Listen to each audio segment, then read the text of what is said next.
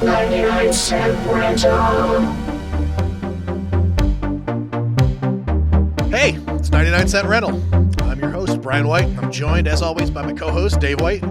Dave, how you doing? Hey, new podcast. Yeah. Loving new podcast. Yeah, part 2 of our big double feature presentation.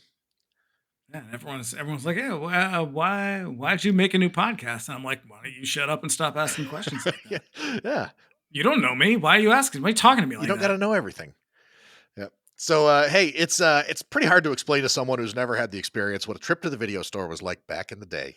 The shelves were choked with absolutely bizarre crap made on tiny budgets, completely divorced from any recognizable reality, especially the one we're doing tonight. And it was the best. We intend to talk about every single one of them. And before we get into it, if you're hearing this and aren't aware of our other show, Dave and I do a horror movie podcast on the weeks when 99 Cent Rental is off called Bring Me the Axe. If you want to keep up with us between episodes, you find us on Instagram at Bring Me the Axe Pod. And Dave's over there at That Queer Wolf. We have a lot of fun. Yeah, sometimes I say smart stuff about movies. Most of the time I say dumb stuff about movies. Yeah, we got a sweet website now at 99centrental.com. You can listen to all our past shows there and read the transcripts. You can also contact us directly at 99centrentalpod@gmail.com with any questions, comments, or suggestions. Do let us know if there's a cheesy movie that you love and would like to hear us give it the business. Lastly, if you like what you hear, you can subscribe to us wherever you get your podcasts. And we're on YouTube now. So you can search us by name and subscribe to us if you prefer to consume your podcast that way. You'd be doing us a favor by leaving us 5-star review on Apple Podcasts and Spotify. Then if you listen on YouTube, do us a favor, give the episode a like and leave a comment. We love hearing from you guys. So we just want to get all... You're going to love my new TikTok profile. It's me making funny... you know what? I don't even know what TikTok is. Keep going. Because I was about... The whole thing fell apart while I was talking. About to be like, you didn't really do a TikTok, did you? But yeah. Jesus Christ. Yeah. So yeah, we just want to get all this out of the way right at the top of the show so that we can deliver you the goodness. So... let's give you a little taste of this one. Well, it's a sexy preview you're about to play. This is the one we can't show on Instagram. Too hot for Instagram. Too spicy for Instagram, we're told. New York City, famous for its culture. It's street life. It's nightlife. Jesus. It's delivery boys. The sun has gone down. Well, that'll be $12 and... The hunger is there, but the cupboard is bare. Here's the answer for Delivery boys. It's an art. It's It's a science. It's service. Lots of service. What we have here is a failure to communicate. See them in action in the comedy that bears all. About why deliveries take so long. How you gonna keep me here against my will? I won't. In fact, the door won't even be locked. I can't hold it no more. Well, what do you expect me to do? Give me a couple of champagne glasses. I think it's a champagne. It's warm and flat. Now, in a minute, I'm going to take my face out of the hole, and you'll never guess what I'm going to put in this place. I don't like it. I don't like it. Come on, get your hands behind your head. My hands behind my head? Both of them. Both my hands behind my head? Now! Delivery boys. Come and get them while they're hot. Delivery boys. Boy, do they deliver. Coming soon from New World Pictures. Holy shit. Jesus fucking Christ. Now, I want to say, just for the sake of clarity, one of the reasons that this new podcast exists is because of this movie. I saw this last year, I think. It was. And I was about halfway through before I started texting you and insisting that you had to see this movie. Yeah. This one, I believe, kind of fell into your awareness because of... I was listening to, I don't remember, I was listening to something about the kind of origins of the Barbie doll. Yeah, because this coincided with the whole Barbie thing this summer. Yeah. And it might have been a little bit before that, but it was just sort of there was a show, it was a Patreon spin-off of Attitudes, which used to be called Throwing Shade. And for a while, Aaron Gibson, who's a very talented, very funny writer and podcast host, did a spin-off a show called Dolls, where she would just sort of like get into various dolls. And she did the Barbie doll one, and I started to learn about Ken Handler, who is the namesake of the Ken doll. That is the son of the creator of Barbie dolls. And the more I learned about him, I was just like, who the fuck is this guy? And then I realized he made movies. Well, 2 movies. Yeah. And I was like, well, I have to see these movies. Now, where do you suppose I found Delivery Boys? The same place that I found it. Good old Tubi. Over on Tubi, where all good movies are. Yeah. Godmother to us all, Tubi. Yeah. So before we get too deep into Ken Handler, because I got notes on him, and I'm sure that you've got shit. Because that is a sad, upsetting black hole. Yeah, I'm sure you've got some shit to add to it that I don't have in it. But yeah, this was by Ken Handler. He has another movie that I am pretty sure you cannot find anywhere. Because it's not really it is a movie of sorts. Yeah, it's called A Place Without Parents, I think. Place Without Parents. It's also called Pigeon. Ah, all right. There's 2 names. And it sounds like it's real low budget trash. Yeah. But yeah, before we get just like a warning before we get rolling, we're basically talking about this movie from beginning to end. Spoilers to follow. You know what? It's on Tubi. It's for free. You have no reason not to go watch it, because I think. And we are going to go through beat by beat. You're still not going to understand. This is one of those ones where I'm going to sound like I'm fucking drunk or something. So let's run the facts. This was this 84 or 85? Because I keep getting. So it's 85 because that it comes I out. see that it was. I believe it was produced in 84, but it was released in 85. So, Correct. so here's some other movies that were released in 1985. Death Wish 3. I love Death Wish 3. Is that the one with Deanna Troy? Yes, that's the one where she dies from a broken arm. She dies from a broken arm. Let's see. Also that year, My Science Project, which is an example of a movie that has an egregious abuse of the wisecracking sidekick. Also that year, Who's My Science Project? Is that Val Kilmer? No, that's Real Genius. This one is, okay. I'm trying to remember. I can never remember the guy's name. He's in that Mystery Science Theater movie, City Limits. He's the pilot in Top Gun who washes out real early on because he fucks up the landing. I can't remember his name. Tom Skerritt. Sure. And it's not Tom Skerritt. It's not Tom Skerritt. Fisher Stevens is also in it. Oh, okay. Yeah.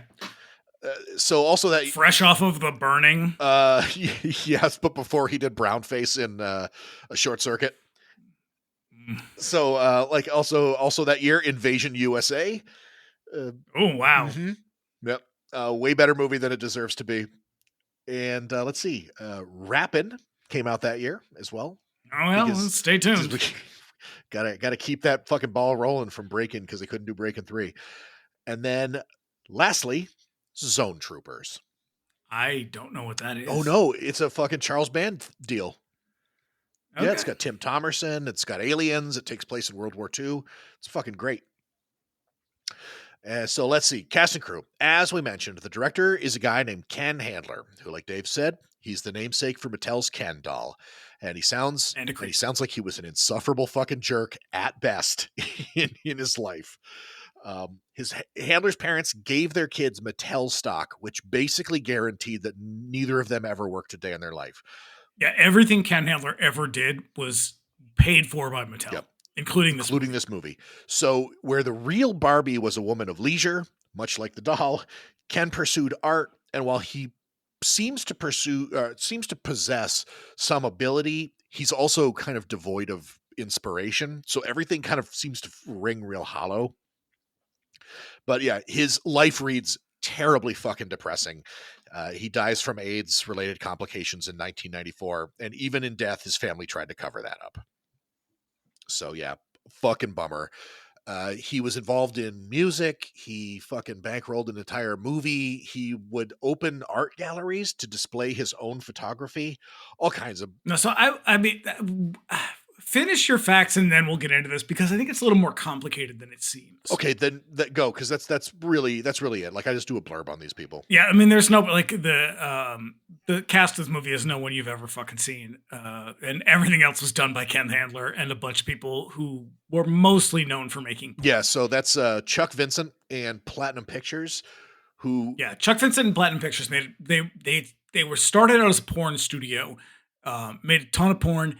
And then they tried to transition, and I think they did sort of successfully, into making like a low budget softcore, like the kind of shit you'd see on like USA Cinemax in the middle of the night stuff. Yeah. Yeah.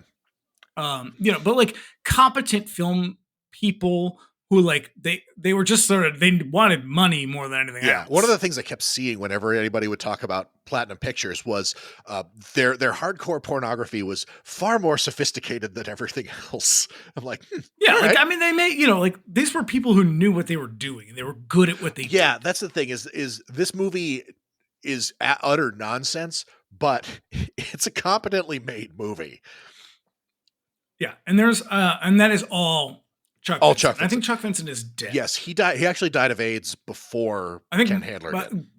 I think most of the people involved with, most of the people involved in the production of this are no longer alive. Yeah, they were making porn in New York City before anybody really knew what AIDS was. So it definitely left. And even that, like, that's a real sticky trail to go down. Yeah. Like, it's a hard story. But the thing about Ken Handler,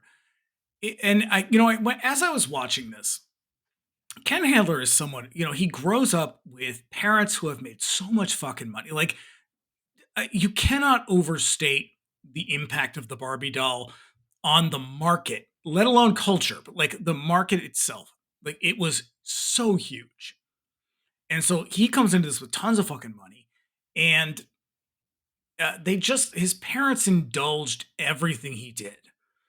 And so there's a sort of I don't know how prevalent this is anymore, but for queer people of a certain age, there is a drive to become an overachiever because your identity and who you are as a person is sort of deemed inferior, or if not completely worthless. And so there's this drive to prove that you can be better than everybody else in order to sort of show people that you do have value. It's incredibly tragic. But as I was watching this, see, his whole thing was like, I want to be an artist. I want to be like a real, a real sort of a Renaissance. I was about to say that because, like, he was like, because everything from like painting and drawing to photography to music, like he tried everything. But the problem is that he never really commits himself to any one of these things. Like, if you want to be an actual artist, well, that shit's hard to do. Oh yeah.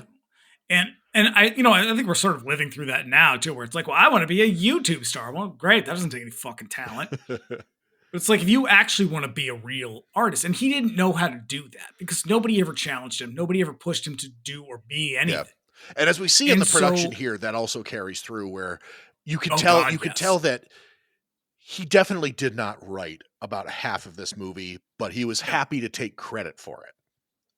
And so there's so many moments in this movie where you're just like, you can almost hear somebody. I think I texted you this today. Like, you can almost hear them at the on the set being like, you sure you want to do that, Ken? Maybe you want to rethink that. Maybe what if we tried it this way? Like, you can see there are so many people just trying to steer him away from making bad choices. There's a couple of there's some real telling on yourself moments in this movie too. Oh, Jesus Christ. More than I've ever seen anywhere. Yep. But you could see he wanted to do something artsy. He wanted to be a real artist. And as crazy as that sounds, I kind of get it. Because I definitely understand that, because I could imagine that when your life is as luxurious as his was, at a certain point, if you're not his sister who was happy to just fucking suntan all day long and go to fucking movie premieres and shit, at a certain point, you start to wonder, like, what does this all fucking mean? And what am I bringing to this world? And so I can certainly understand that even if you're not very good at any of this stuff, but you have the means to devote your life to it, I would do the same fucking thing. And that was the difference between, like, his parents because he was openly gay. Well, I don't know if he was openly gay. He did come out to them, and they were kind of like, "Oh no, you're not. Don't talk like that. Yeah, apparently, well, you should try marrying a woman." Yeah, which he did, and he had children too, and But yeah, I think he said the bio that I saw said that he came out in 1990, which, and I mean, they knew before. They must. I mean, of course they knew before that, because his diagnosis was probably before. Oh, sure, yeah. But I'm sure that his coming out was a direct result of like, I cannot hide this anymore, because at a certain point he stopped funding art and started like trying to fund like alternative. It becomes very sad. Tries to like alternative therapies in treatment of HIV and AIDS, I mean, like, I have to tread very lightly here because this shit, I find this shit so fucking heartbreaking. Like, it's very hard to talk about. Oh my god, yes, I totally get that. Because imagine that your entire government tries to wipe you out. Like, that's oh yeah, because this was that peak of that season. Like, yeah, but yeah, I'm watching this. There's a kind of vague, insidious lecherousness to this whole movie that I associate with like Larry Clark or Gus Van Sant, like, and I think to maybe a little bit lesser extent to like the physique magazines of the 40s and 50s, where the camera is just lingering a little too long on the bodies of teenage boys, and you're like, this feels more like this is about the director than it is about the story or the audience. Like, you start to feel a little bit gross about it all. But I can still see, like, when Gus Van Sant does it, you're like, oh, it's my own private Idaho. It's so artsy. And it's like, yeah, but he wants to fuck them too, right? Like, but this has that kind of vibe to it where you're like, there's a sleaziness to this that I'm not okay with. Given what you sort of, if you dig, you don't have to dig very deep to find it. What you find out about this guy is that he probably fucked half the boys in this movie. He had a whole casting couch thing. And I think the reason that like most of these guys never really acted again, because the thing is this cast is like 99% people who show up in this movie and then nothing else, probably because he just never, like, nobody else wanted them because they were not very good actors. And half of them weren't even actors. Yeah, most of them seem to be gigolos, but handlers. Somebody was like, "Hey, what if we made Break-In, but we did it with porn stars and hustlers?" It's like he drove down to the Chelsea Piers and was like, "Hey, any of you rap boys know how to break dance?" Because that's basically what he did do, and that's the interesting thing. And it's hard. I don't want to get into too much of this. It's a complicated thing, but like, this is what happens when you have marginalized communities. Like, when you see this with sex workers, you see this with porn actors. You see it with low-wage workers all over the time. It's like, when we don't talk about what problems are and how we can fix things realistically, that's how this shit happens. Like, when you have a community, especially gay communities in like the late 70s and early 80s, where everything is like in hushed tones, if we're talking about it at all, you end up with a community that is so quick to protect everybody that they're unwilling to acknowledge like that some behaviors are not justifiable. And that's why you end up with people like, like that is the same of what happened in the physique magazines in the 50s. And that's directly tied to Ken Handler, doing these sort of photo studios, because this is, Physique Pictorial and Bob Miser and, manual magazines. Like, there's tons of these, physique magazines in the 30s, 40s, 50s that were really just gay porn. You just had to sort of like frame it in a different way. And what happens is, because no one is able to talk about shit, no one is able to be like, hey, I think maybe what you're doing is not okay. You're like going out and finding these young men and you're exploiting their financial need and their desperation for your gain. Yeah. And everyone's so quick to be like, well, no, that's, you don't understand our world. You're so, you're marginalizing us. You don't get it. It's like, well, no, they are marginalizing you, but you're also being a fucking creep. And because you can't talk about that, we can never really address any of these problems. Yeah. And it's so, I don't know. This is what happens, is you end up with movies where it's like, I feel like bad things happened during the production of this movie. Yeah. Because the thing is like, with this movie in particular, it clashes with his aspirations as an artist, because like he considered himself, but if you speak to people who knew him, he considered himself to be like a sophisticate. He was nobody liked him. He was a fucking jerk. He was an arrogant asshole. And so for this guy to come along and make a movie that is basically dick and fart jokes from start to end, there must have been relentlessly. an ulterior motive. And really what it comes down to is it's the power dynamic of fabulous wealth on one side and absolutely nothing on the other side. And yeah, it's exploitation. Like if you really want to strip it all down, it's exploitation of labor and it's exploitation of power. It's just these were people who I'm sure were promised a bright future in acting, if they sucked his dick or something, but like nothing ever really came of it. There were a couple of people who sort of went on to do other things aside from Mario Van Peebles, but not many. So let's get on to the cast, because speaking of Mario Van Peebles, he was busy as hell at this time. So he did 4 movies this year, 1985, and had just come out. You gotta give him a lot of credit though, because he is the son of a fucking trailblazer, like a someone who really busted onto the scene. I mean, Melvin Van Peebles was at this time, I think, doing 2 Broadway shows simultaneously. Yep. And Mario Van Peebles is working on one of them. Yeah. Like he could have rested on his father's laurels, and he didn't. He really went out and tried to build something for himself. And he did. I mean, he built a career. I guarantee he was desperate to just sort of like get out from that shadow and like do his own thing. Because but God, did he do some fucking dog shit movies I mean, for God's sake, Jaws 4, 1985 Jaws to 4. 1990, he never said no to anything. There is stuff before New Jack City, and it's bad. Yeah, so like this is right after Exterminator 2, and so this was he in that too? Yeah, he's X, the bad guy. Exterminator. So yeah, but the thing that I love about it is. As dreary as the background of this movie is, he is having the fucking time of his life as Spider. He really is. He is leaning in, and his character is offensive on many levels. And I guarantee that the accent was his idea. It was 100% his idea. It had to be. And he will revive that accent in Jaws 4. Yep. Yep. So in spite of that, we've got a character named Mr. Fast Action, who's played by an actor named Rodney Harvey. I loved Fast Action. I'll tell you what. Speaking of Gus Van Sant, he's in My Own Private Idaho. He was discovered by Warhol collaborator Paul Morrissey. So someone else trying to have sex with him too. And he picks up small roles. Rest in peace, Paul Morrissy.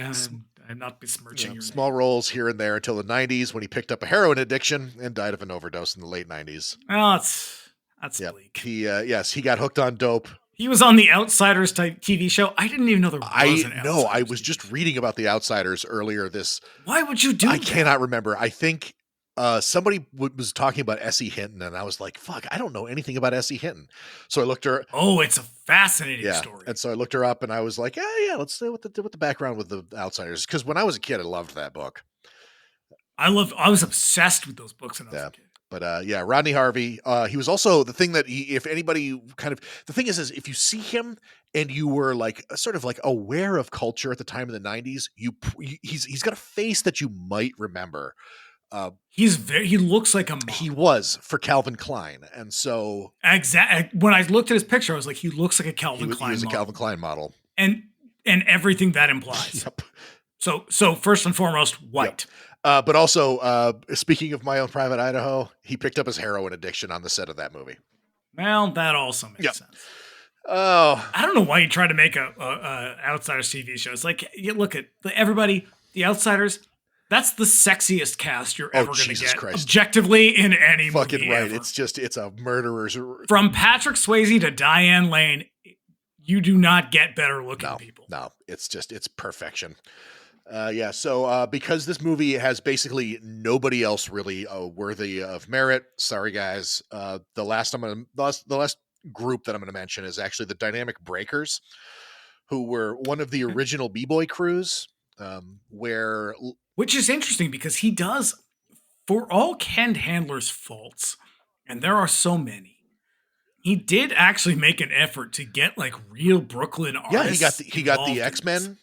The graffiti crew. It's the X-Men, this group, and I think the graffiti artist Renee is in this. There's tons of art in this as well. So Yeah, so like we've got like, and I think it was really kind of a product of Flashdance, which has the like one of the other sort of originators of the craft, the Rocksteady crew. Those were the Bronx guys who started it. Dynamic Breakers were from Queens, I think. And so it lends an air of authenticity to it, like the dancing, because what you see at the end is when our main cast, who are supposed to be like the best breakers in the city, start to dance. The camera and the editing goes out of the way to mask the fact that they cannot dance. Yeah, you need to throw some people in front of them. So yeah, these guys, so whenever you see them, there's a couple of them who really innovated a couple of moves. And there's a guy who he's always got a do-rag on his head. And he's the guy who sort of like innovated that whole like head spin move that you see a bunch in this movie. So yeah, you can also see the Dynamic Breakers in, I mentioned it in our last episode for this when we did Bronx Warriors, but if you go and you watch the documentary Style Wars, you actually see at some club, you'll see Dynamic Breakers battling the Rocksteady crew, and it's fucking cool as hell. But yeah, so whenever Well, you know what we need in this country? More fucking dance-offs. Yeah, we do. Yeah, we fucking do. We will settle this much like they settled their differences in West Side Story. Without Rumambo. but also by shooting. Very aggressively dancing at one another. Yes. So when the movie starts, whenever there's basically a faceless crew of people who are just dancing their ass off, that's Dynamic Breakers. They're legitimately very talented. So yeah. Also, we should say this is a New World Pictures distribution. Yes, it is. Because Ken Handler paid for this entire movie out of his own pocket. Out of his own pocket. And somehow must have known somebody at New World. I mean, not that New World has discerning taste. You know what I'm sure happened with this was I'm sure that this movie went to market and they just some New World rep saw it and was like, breakdancing's really hot, so we'll pick that up and then we'll put it into thing. But the thing about this is, by the time that Breakin' comes out, and like even by the time Flashdance came out and had breakdancing in it, breakdance as a style was kind of over. And you get that. Well, for Flashdance really only has that for a scene, yes. But that's the thing that most people really remember, and that was because I gotta tell you, if you're too young to remember it, 1984 in America could not get enough breakdancing. It was fucking nuts. And it's not just Breakin' and Breakin' 2, which were both produced and released in the same year. There was also Beat Street. There was Body Rock. I think maybe a year later. Wild Style. Like, there's a shitload of breakdancing movies that came out of that. Beat Street, by the way, is fucking great. Also, everybody, you get a really fantastic Peanuts Snoopy Flashdance thing. It's called Flash Beagle. It's fantastic. Look it up. It's pretty cool. When you told me to go check it out, I was like, I'll do that, and I did. Because I'll tell you what, it is. They use I can't remember her name. The body double for Jennifer Beals in Flashdance is the same person who does the Snoopy Flash Beagle dance in the thing, and they just do an animation over. It's like they rotoscoped that dance scene. They did that is exactly what it is. They rotoscoped the whole thing, and it looks so weirdly unnatural, but also so familiar that like I'm hypnotized. It's cool. This. It's definitely cool because it is Snoopy doing the Flashdance dance. Yeah. Yep.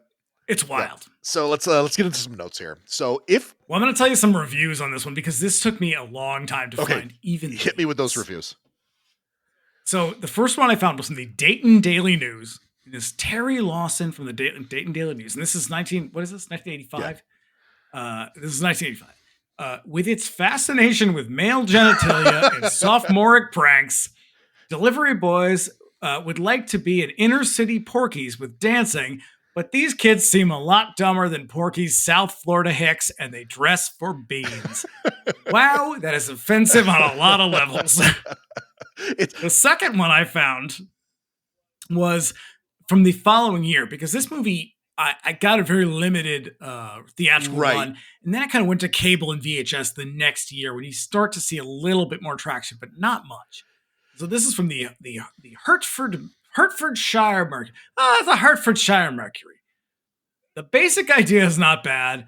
It's just that a bunch of untalented characters were given the job of transferring that idea to the screen. Damn, girl, how dare you? Brutal. Absolutely fucking brutal. Finish him. But also, the basic idea is bad. That's where you go. Yeah. It's a really terrible premise. I'm sure we'll because nobody really knows what this movie is about. when we sort of tie it all together in our final thoughts at the end of this, I'm sure we're going to have the same sort of thoughts. So taglines for this movie. Yikes. Oh boy, do they deliver. They don't, though. They really don't. Here's another one. Did you ever wonder why it takes so long to make a delivery? No, I don't. I just get angry about it. These motherfuckers. Well, I don't care if they're being living statues or if they're being held captive in a hilarious sex slavery contrivance. Yep. But now that explains a few things. Like if my pizza's ever that late, it's like, he must be peeing in champagne glasses right now. Yep. Yep. I don't want it. Take it back. Don't need it. Forgot your complimentary. Crazy, Brad. Yeah. Forgot your complimentary. Crazy, Brad. And lastly, it's an American tradition gone absolutely wild. Yeah, we never actually contextualized this. There was a moment, unfortunately, in the 80s, and this is thanks in very large part to Bob Clark, of making a sexy comedy. Yep. And by sexy comedy, I mean things that men thought were funny that women did not reject because they do not have the power to do so. Oh yeah, there is a straight up just sexual assault joke in this fucking movie. Yeah, that was no. I mean, like it's the idea that it's just like, oh boy, isn't this a wacky and hilarious? Nope, just rape. No, this is boy. Remember when we were in college and we used to pressure women into sex? Yeah, boy, those. Yeah, it is the Darth Vader Revenge of the Nerds scene, but the feature film. It's that. Yeah. Like, it's inexcusable. The idea, the sexy comedy, there's no redeeming qualities of them. Like, it's very much like a large part of what we're going through right now, politically and socially, is privileged people not realizing that they are privileged and being confronted with it, and they don't know what to do about that, so they get angry. Yeah, and that is this. All of this. It's just like. These movies were never okay. I can't think of a single. They always relied on marginalizing and oppressing other people each weird and aggressively sexual ways. And there was always an element of racism to it as well. So it was like, let's just put the tent over everything. Let's just be fucking offensive to absolutely everybody. I don't think even back in the day, like obviously when I was a little kid, like there was an allure to this sort of thing. But even as I grew up, like I never really gave a shit about fucking Porky's or Animal House or like any of those movies. Like none of them really had any sort of lasting appeal. I saw a bunch of them and I'm sure I fucking laughed at them because I was an unsophisticated piece of shit. But like, I don't know. No, and I mean that's the problem. It's like Porky's, I think when I first really got into Black Christmas, because Black Christmas is my favorite movie, watch or listen to the Bring Me the Axe episode on Black Christmas, where I will pontificate for a very long time. I am a big fan of Bob Clark. Bob Clark, absolute not a sophisticated person. Underrated genius of film, that's though. not fair. Because I'll tell you, he was a very competent director who was he made very good decisions directorially. I think he had a very particular sense of humor that just does not work anymore. Mm-hmm. And Porky's is a terrible movie. Yeah. I mean, even if you watch it and think, I don't know, it's not that bad. No, it's not that bad, but it's a terrible movie because of everything that it put out into the world. Yep. And this is what you get because of it. This is the lowest common denominator of all. This is definitely like when you strip it all down, this is what you're doing. This is the fucking worst of the worst. So, and these sex comedies are just so bad. Yep. They contribute nothing to the world. Yep. So this movie is a vanity project entirely of Handler's making. He paid for it all out of pocket, and it's honestly not really clear why. According to people who So Larry Ravine, who is the director of photography on this, he estimates because because it's all done out of pocket. There's not a lot of accounting for it. And he estimates this is probably a $300,000 budget. Okay, that sounds about right. I wonder, and it tracks as you. I wonder if this was like a money laundering thing or something like that, because it's the only way that I can really square. Why did they need to launder? They were the fucking dynasty. Like you don't because but also as an investment picture, what the fuck would he have There's no investment here. Yeah, there's no investment. So I don't fucking know. It just does not make much sense. No, it's just this is a straight up vanity project. So this is Ken Handler wanting to prove himself to the world without ever realizing, like, dude, but if you want to be good at something, you have to keep doing it. That's the thing, but like, you can't just do it once and be like, look, I did that thing. Now I'm going to go make a movie. Sort of given his attitudes towards, like, what? You're not Lady Gaga, or are you? Even Lady Gaga is not Lady Gaga. Yeah, come at me, internet. What are you going to do?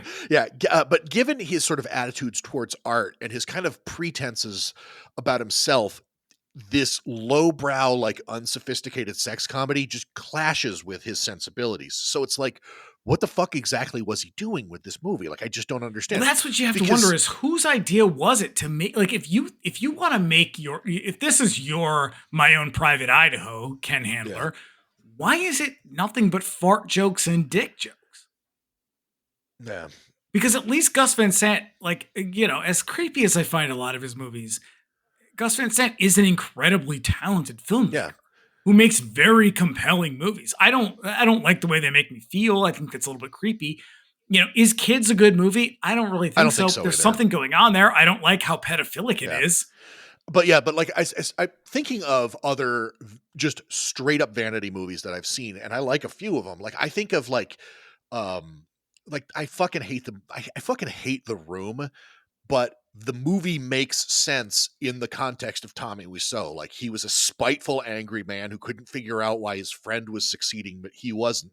So he fucking made this movie. It completely tracks with his attitude towards film.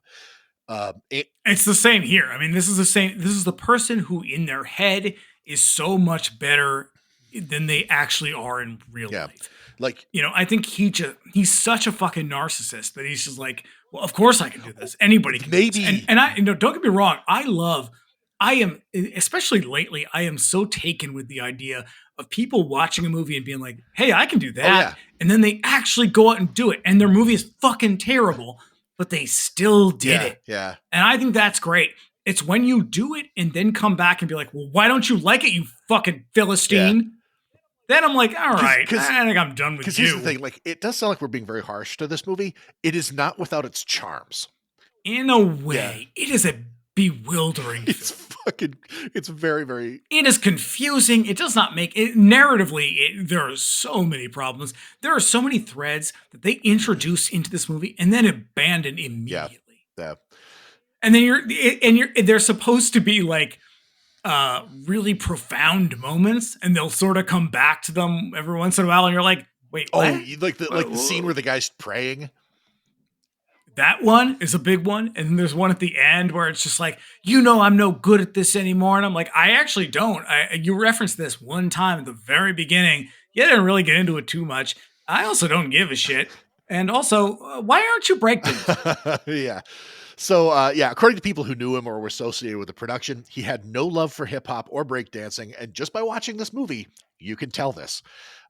No, that's the weird thing is like, okay, you wanted to make a breakdancing movie, but also a sex. And it does not commit. You don't seem to know anything about either one. It doesn't commit to either of them, which is the biggest problem. Nope. No, every breakdancing scene in this movie feels like they got to the end and someone was like, hey, I thought this movie was about breakdancing. And they were like, shit. And so they went back and did a bunch of shit they just jammed into the movie later. Yeah. So, because and also getting to the sort of performative quality of the movie, the most prominent musical numbers are goofy pop songs. And also, Ken Handler wrote all of the music is by Ken Handler. Because he graduated from UCLA as a music major. Yep. And I will say, of every aspect of the movie, the music is actually the thing where you're like, well, this actually isn't that bad. Including the rap. He wrote the rap music. I mean, I have a lot to say about the songs, the proper songs, but the sort of film score, the cues, they're not bad.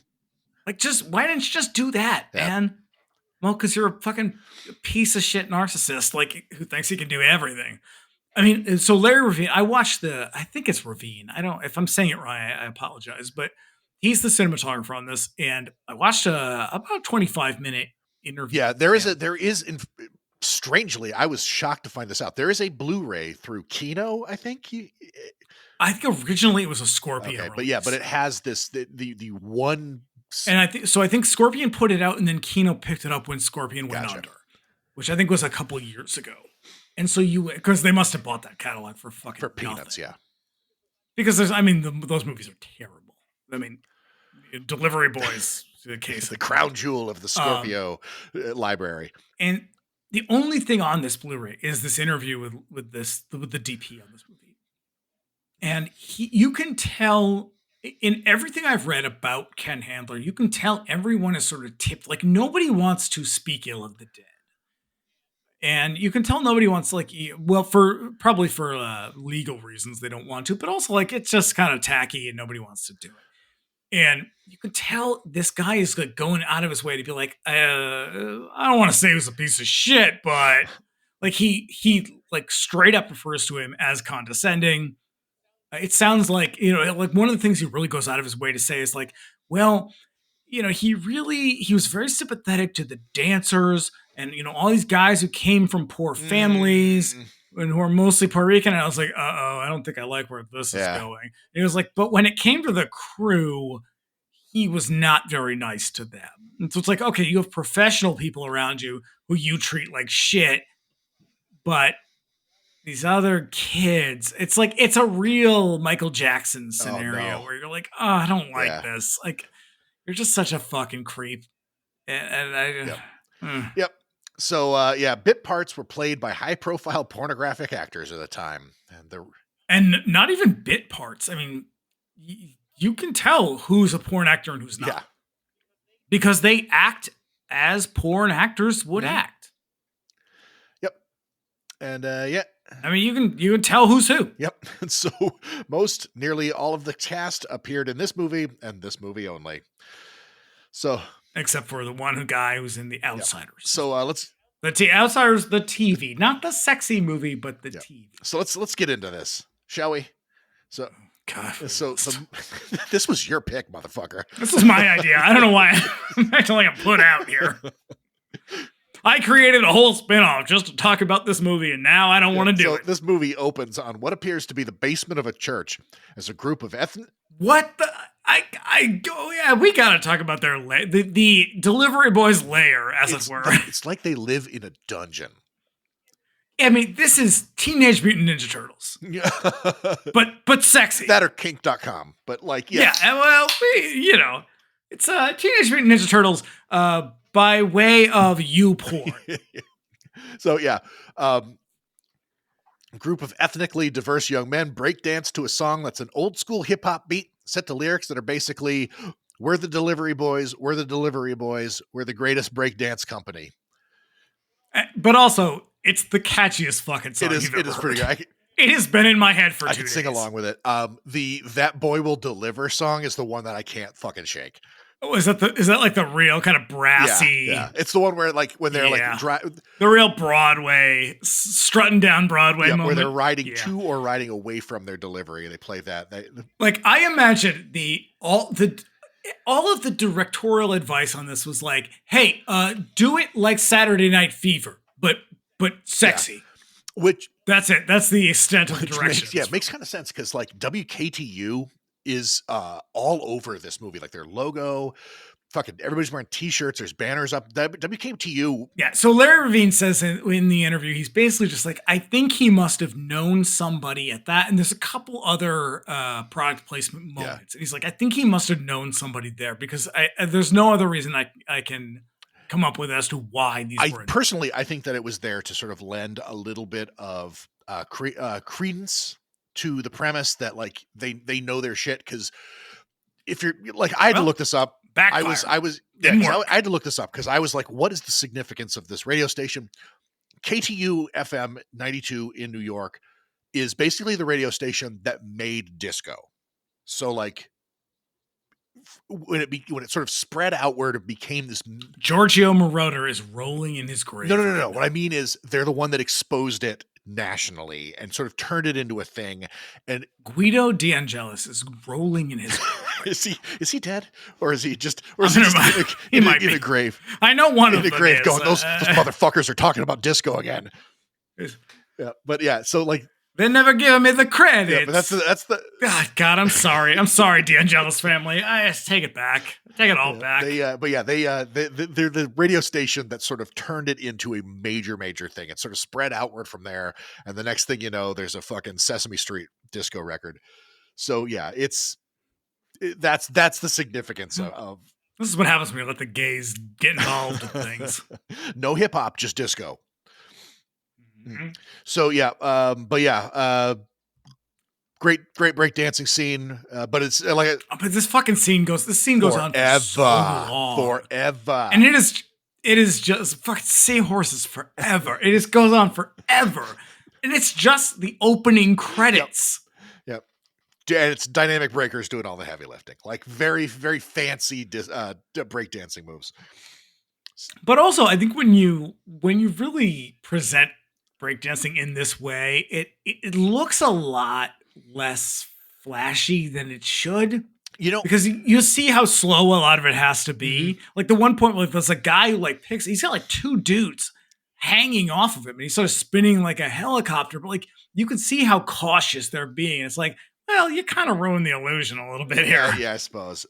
It's like watching it's the difference between watching like Bruce Lee in Big Boss Man? Yeah. Like watching him do that scene where he's got the fighting dummy and he's just like knocking the shit out of it. He's so fucking fast. It's like watching that and then watching me do it. Like it's a real hard difference. Yeah, I think my biggest complaint about the breakdancing in this movie is that every single scene that involves it breaks down to the same fucking move, where it's the up rock where they do the steps and then they get down a little bit and they do that kind of prancy dancey thing on their hands and their feet, and then they do a windmill, which it happens. Yeah, which I mean says a lot. Like these are kids, like you're performing basically for people walking by on the sidewalk who are going to throw you some cash, maybe. Yep. So, or you're doing it for fun, but like you're not doing. This is not Alvin Ailey. Like you're not out there doing a big performance. Yeah, because and so there's not so much you're gonna right. do. So like, because here's the thing: say what you want about the break-in movies, they're fucking dog shit. But the dancing in those movies, they gave us the fucking Tina death scene in. Well, it might have been vice versa. It was the other way around. Nightmare on Elm Street. It was the other way around. Yeah, it's the other way around. Yeah. They used the same set. The dancing in either way, we get an awesome death scene and we get an awesome Turbo walking the walls scene. Oh fuck, man, I love that scene. The dancing in the break-in. We're gonna get to it. Yeah. We're gonna get to objectively fucking great dancing, and the reason is because those two guys are fucking dancers before they're actors, obviously, but they're really fucking. And in this good. movie, they're neither. Yeah. So, so now we cut to a dude named Izzy, passed out in his bed, and his brother Max is trying to get him up so he can go get a job, because now that he's stopped dancing. Interesting thing about Izzy, though, is that of all the people, Izzy is one of the two people in this movie, in this cast, that go on to do other things. Yeah, he's like still working, and he's sort of like all over. Izzy, he was on Oz. Like, it's a sad state of affairs. There's two things that I as a white person, I do not like doing this, but also at the same time, it's so easy to do. It's like every time you see someone, you're like, hey, was that person on a different world? And then you go and check and you're like, yep, they were on a different world. If they're a Latinx person, you look them up, you're like, I think I remember that person from Oz, and they were definitely on Oz. Yeah. Izzy was definitely on Oz. He was also on Guiding Light and As the World Turns. The other person is Joey. Yes. Who ended up being a writer. Yeah. Yeah. Because a couple of these guys, like they continue to work, but they're crew now, right? So because they're clearly not actors, right? So so the thing is Izzy used to dance with the delivery boys, but now he stopped, and all he does is drink. But you can put a pin in that if you want. It doesn't really matter. Fucking matter. But but you see, there's a problem. The deliveries boy manager, Mr. Fast Action, is calling everybody. I love Fast Action. He's got the fucking funniest name. He is Fast Action is if you fully committed to the role. Listen, everybody out there who is a gay man, you know this guy if you've seen him. He is rent boy through and through. But he talks like, hey, all of yous guys. Yeah, he actually says use guys, but like you look at him and you're like, oh, I know why you're here. Because the first thing you see when we're done with this intro, the first thing you see is like shirtless dudes. Yeah, everybody is in. And I don't like when I say dudes, I'm like I feel uncomfortable even saying that because like these are they 18? Yeah, but barely. Yeah. This cast is and I'm quite young. I'm not okay with that. Yeah. So, but like, there's this weird kind of Lost Boys vibe to all of this, where it's like, you live in your Teenage Mutant Ninja Turtles dungeon, and you're all like a little too sexy for your own good. Yeah. And y'all sort of seem like you're gonna kiss each other at any minute. There's a couple of scenes, but you're too busy playing checkers. But yeah, there's a lot of that where dudes are very, very close together in very tight shots. That like everybody's got like short shorts on and like half shirts, and it's like, God, come on, man. Yep. You're not even trying to disguise what fucking jock straps everywhere. So. So he's going to call everybody in for emergency drills because he's a hard taskmaster who. Yeah, and because y'all are nothing but a bunch of all day suckers. That's right. The lingo in this movie is so fucking He needs great. the delivery boys in top shape because they're taking on a rival crew called the Devil Dogs at the Great Brooklyn Bridge Breakdance Contest, and those guys are no joke. To demonstrate, here's a couple of guys dressed like extras from the Warriors who are going to do the exact same moves that everybody else does because they're also... Except they're going to do it in fucking March by the Holy water. shit, it looks freezing. Everybody in this movie looks cold all the time. It looks so fucking cold in these shots. Like at one point you see someone pull up their hood and you're like, oh no, that is a thing they had to do. This is not a directorial thing. Yeah. Oh yeah. At the big dance contest at the end, like everybody is bundled the fuck up. Yeah. Because they filmed this in March and they're underneath the Brooklyn And that's Bridge. the thing. It is fucking freezing. Winter in the city is particularly cold. So yeah. No, I mean, I as a person who lives in a city in New England, winter is very, very brutal. I can't imagine being out there in running shorts, having to like act like it's fucking June. Yep. So meanwhile, at Angelina's Pizza, actually, I think it's called Ben's Pizza, but I call it Angelina's because she's the one. Let's just call it Judy's Pizza. She's in church because she is Judy from Sleepaway Camp. Yeah, and this is where the delivery boys work. So Spider, who is the leader of the Devil Dogs, played by Mario Van Peebles. Everything gonna be Irene. He's dressed like Colonel Sanders with a ridiculous Jamaican accent. Here he comes, fucking I in Babylon. He is just ready to go. Yep. And he's like, hey, what if a white person sang for Bad Brains? Oh, no. He's that. Yeah. He's that guy. He is, and what he does is he goes in there and he's laying out his plan for how he's going to win the dance contest to Angelina, who she's got a look that is very. She does. It's Rhea Perlman. Yeah, that is her look. But like at 20 years old, she is Carla from Taxi. Yeah. Yep. So. And here's how you know this movie is made by a gay man, because every single woman in this is either styled like Rhea Perlman or a Golden Girl. Yep, you're right. Yeah, so you see, here's the thing. There's $10,000 on the line, and if Angelina doesn't keep Max... And $10,000 to win a dance competition underneath the Brooklyn Bridge in March. It's a lot of money, especially in 1985. So if... That's a lot of money to me now. For fuck's sake. So if Angelina doesn't keep Max, Conrad, and Joey busy with a couple of very complicated deliveries, then Spider will literally chop their heads off and shrink them. And then this scene is a real yikes moment. Then he'll also chop their dicks off and shrink them like he did to the previous winners, the Big Shots. And he does this by taking their shrunken heads out and placing them on the pictures of the Big Shots.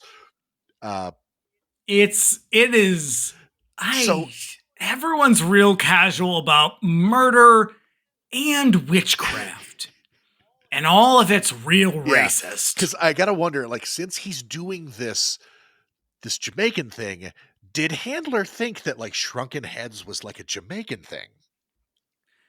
Because it's a real thing, but it was like a South Seas Islands kind of thing. But this is the weird. This is the weird thing about Ken Handler is like he is a person who doesn't think about anything too Yeah. deeply.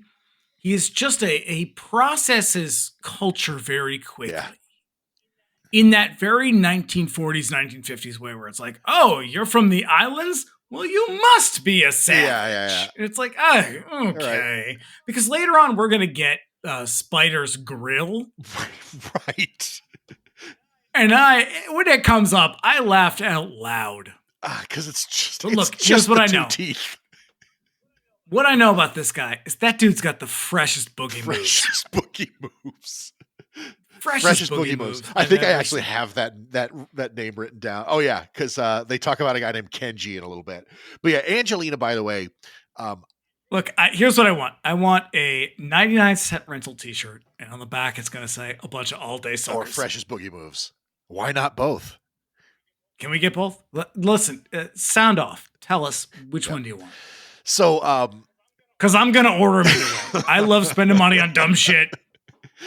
I have an entire apartment full of stupid crap. I think I'm getting these T-shirts one way or another. So Angelina, the actress, by the way, is also credited as the choreographer for the nurse striptease scene. Oh, yep. Doing double duty over there, apparently. Get it, girl. But listen, she's also in Basket Case 2. I saw that. I was like, I can't remember the last time I saw Basket Case 2. Now I gotta watch it. I have seen it. I saw her character's named Brainiac, and I don't remember a Brainiac. But yeah. I would say I would go back and watch it, but look, I'm not going to do that. The Basket Case movies are terrible. I'll do that for you. We're going to get to them eventually on one of these goddamn shows, but I don't want to. So back at the delivery boy's sex basement, Fast Action is busting everybody's balls for not practicing. And there's a guy there. I love that he's sort of like Mrs. Mac from Black Christmas. Like, I love that he's just like, all right, you guys, we really got to work this out. It's like, dude, you're not even dancing. What are you doing? As a matter of fact, he tries to dance later, and it is a sad affair. And he's got him, like, at one point, he's wearing, like, what I can only describe as, like, a peasant outfit. Like, everything looks like it's made of, like, weird, cheap burlap. Oh, yeah, it's like he's got and it matches in a weird way. Right, so he's got that white headband on. He's got the little white cutoff gym shorts, and then he's got a little white, like, cutoff sleeveless tee that all matches, and it all looks very, very thin and flimsy. Look, Jesus Christ, this movie would be a lot more fun if they weren't all dead from terrible things. I know. All right, I'm not gonna lie, it's still kind of funny, but still, I don't like it. I don't. Yep. So there's also a guy at the Delivery Boys who's dressed in all silver. He's like a breakdancing Ace Frehley that we're gonna keep seeing in the movie. Yeah, I kind of love this. Like, what is this like? This like a it's kind of like a Fab Five Freddy. Yeah, he's. I'm not gonna lie. He's my favorite character in the whole movie. Who's the one that Who was the one that wore that? It wasn't Cool Herc. It wasn't. Well, there was Ramel Z. It wasn't Cool Keith. Yeah, no, it was a little bit bigger than that. Furious 5. Grandmaster Flash? Yeah, I think it's a Grandmaster Flash kind of thing. Yeah. But he's got this, because he's got on the hat, he's got on like the big, it's got like a big kind of like a thriller sleeve, like the thriller epaulet kind of. Yeah, so I don't really know how to describe where everybody else has this like denim jacket with the sort of Delivery Boys thing on the back. His is like this kind of like puffy silver vest with the Delivery Boys thing. And he's got these very, very spacey looking like silver boots. And he's got these weird little like silver ear tips to kind of make him look like Spock. And he's got a silver headband on, and he's got silver like glitter all over his hair. Like clearly this guy was like a subway station busker that they were like, you got to be in this movie. And then he spoke to them and they were like, shit, you're a really great dancer, but you don't speak English. So, but yeah, like you're basically one of the guys in Milli Vanilli. Like that. It's like, oh, this isn't going to work, but you're real sexy, but oh God, it's that. And I feel like that's the whole movie. Right. Because like, it's just like, this is a good idea. Oh no, it's almost not, but we're already involved. It's almost like they got the dynamic breakers and they were like, shit, these guys all do the same fucking moves. And then they got this guy coming up called Kenji, who's definitely from one of the like the break crews, because he's not really a character in the movie, but he's got a style of dance that's objectively breakdancing, but it's very, very different. And this character, whose name is Scandal, by the way, he's also got a very. It took me to the very end of the movie before I realized they mentioned it very early on. That's why I texted you. I was like, "What the fuck is that guy's name? Do they ever answer it?" And then, like right after I texted, they called him Scandal, and I was like, "Ah, shit, okay."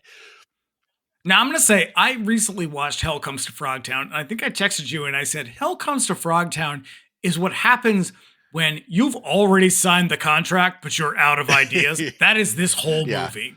Yeah, so it's just like, well, we agreed to it, but what do we do now? Yeah, so they're just filling in blanks. But yeah, so we're gonna keep seeing him, but he doesn't speak English, but he does speak, and he speaks like a minion.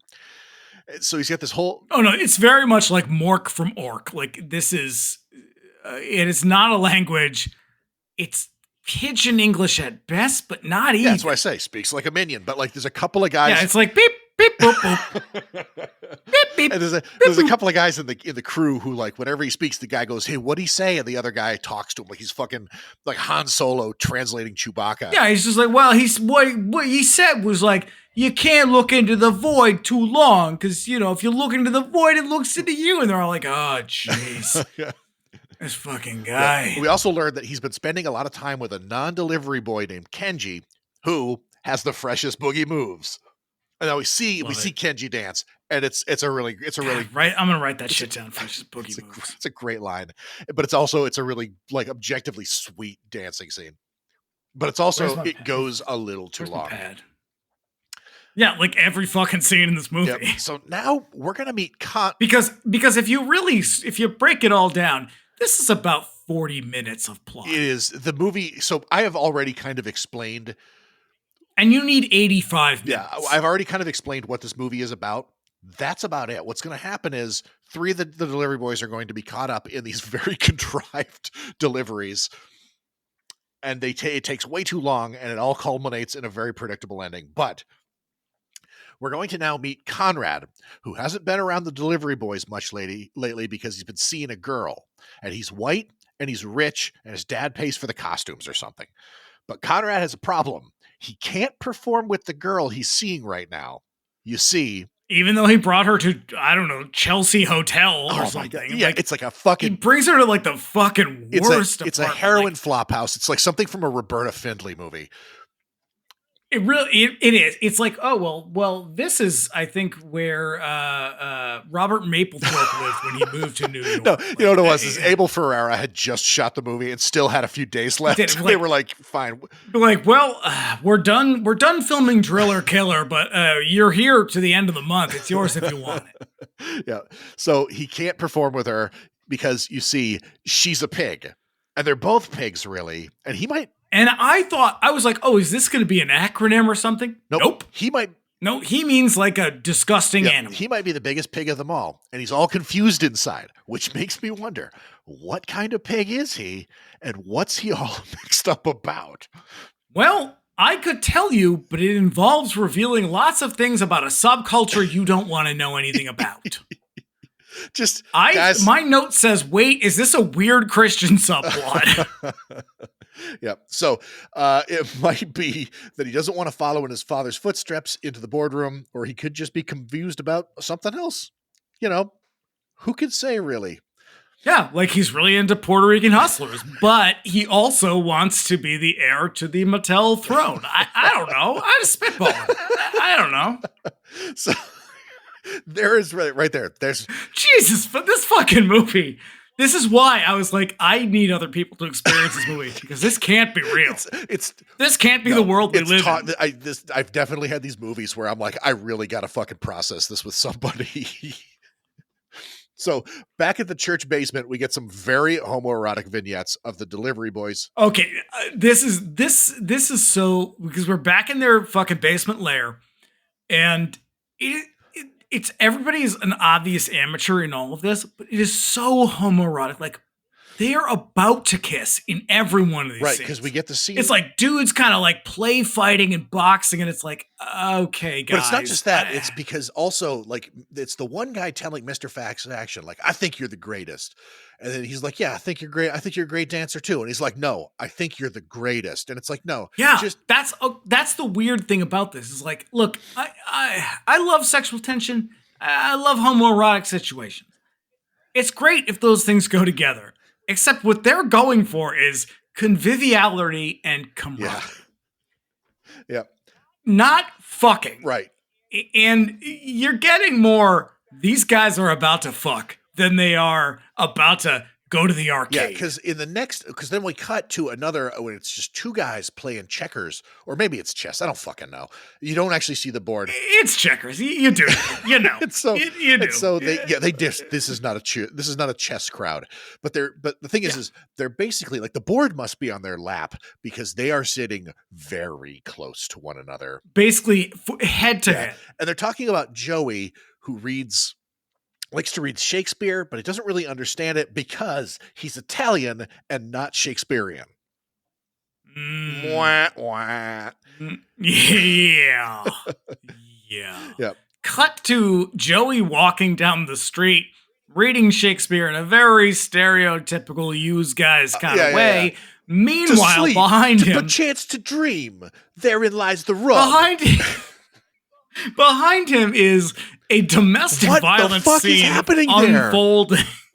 And I can only imagine this is just some shit that was actually happening on the know. Like, I cannot imagine that was a directorial decision that was literally happening. Like, there are times when I will be walking down, just the other day I was walking down the street and I passed a couple who seemed to be having a very heated argument. And for a minute, I was like, I don't want to be one of those people, but I'm very curious. So I sort of kept an ear open as I walked. And it's one of those moments where you're like, should I go back? And I don't know. I don't want to get involved. But this feels like a real life moment unfolding behind him because the guy is like pushing this lady around.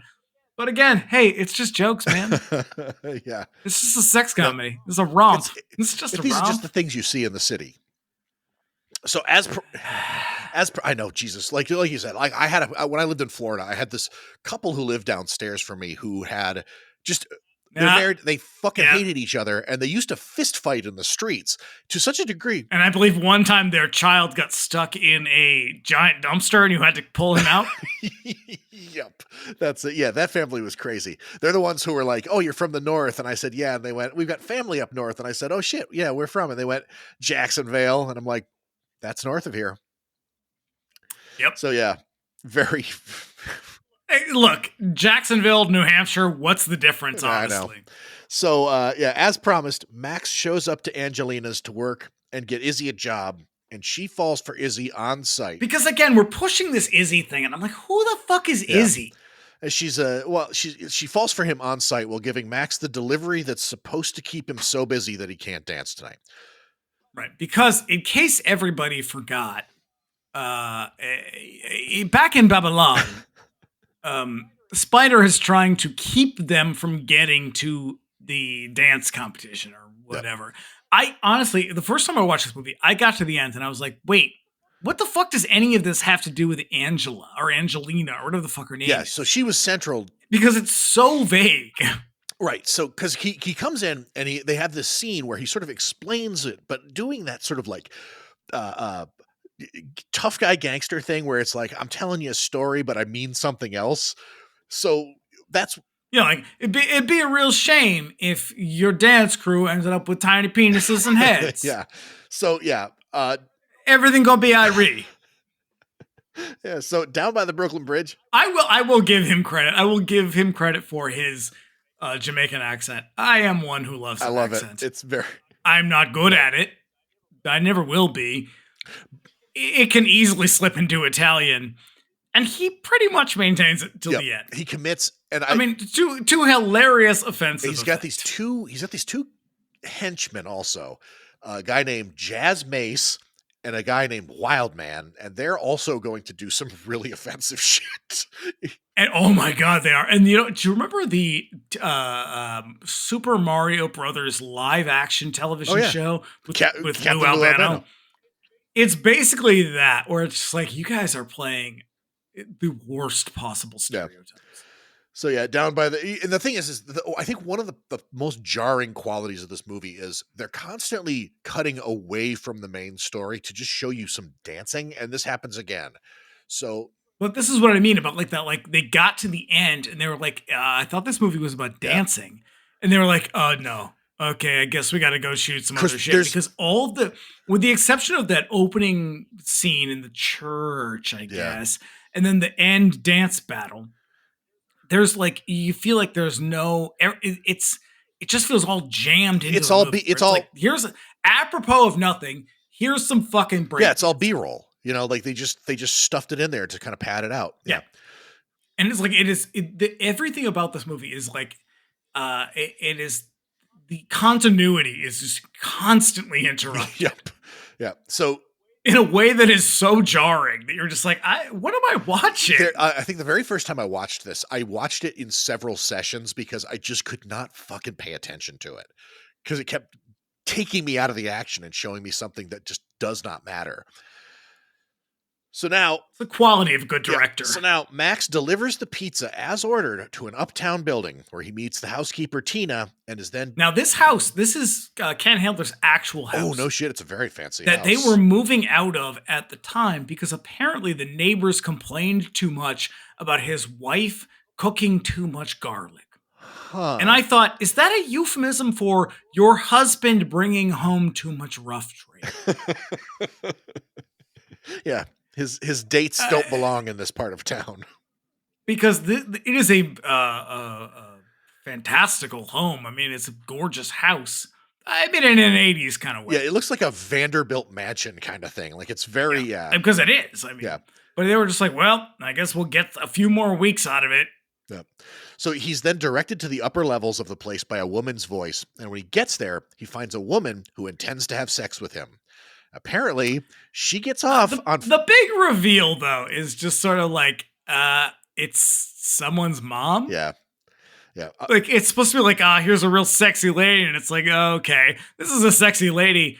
If you don't know what a sexy lady is. It's a Sears catalog version of a sexy lady. Yeah, it is it's like, it's kind of like, who was Zora in Blade Runner?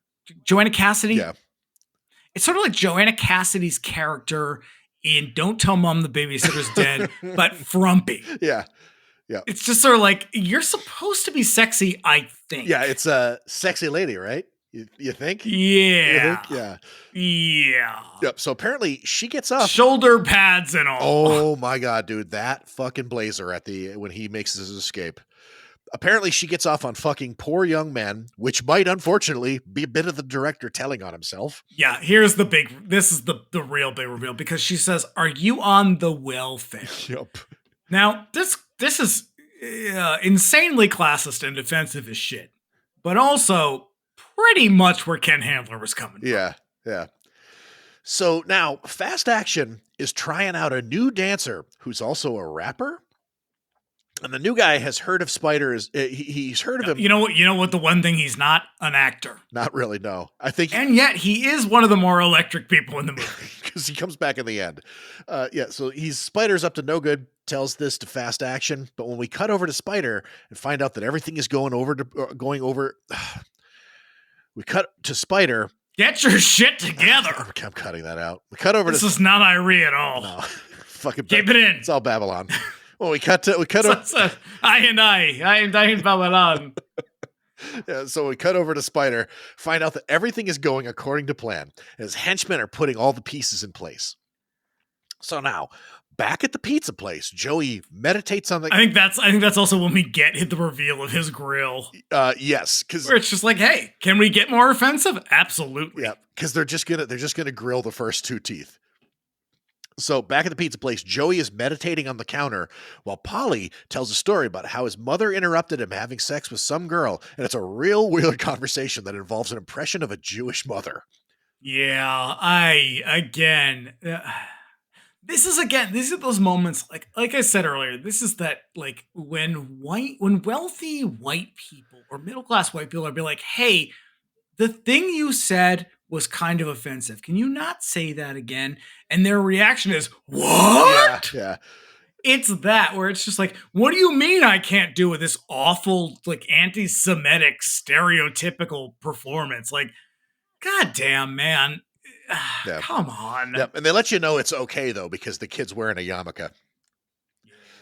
So now, he sure is. Conrad gets a delivery run over to a hospital. Oh, so now we cut to a montage of breakdancing and delivery boys doing their half-naked basement stuff, and Max busy having sex with the rich lady in a scene that involves his naked butt bouncing up and down on the bed. Well, So the standard stuff. So while Conrad rides his bike over to the hospital, all set to a schmaltzy pop song about the delivery boy who delivers, but it's all like tongue-in-cheek double entendres about like delivering the goods to some lady, presumably the singer.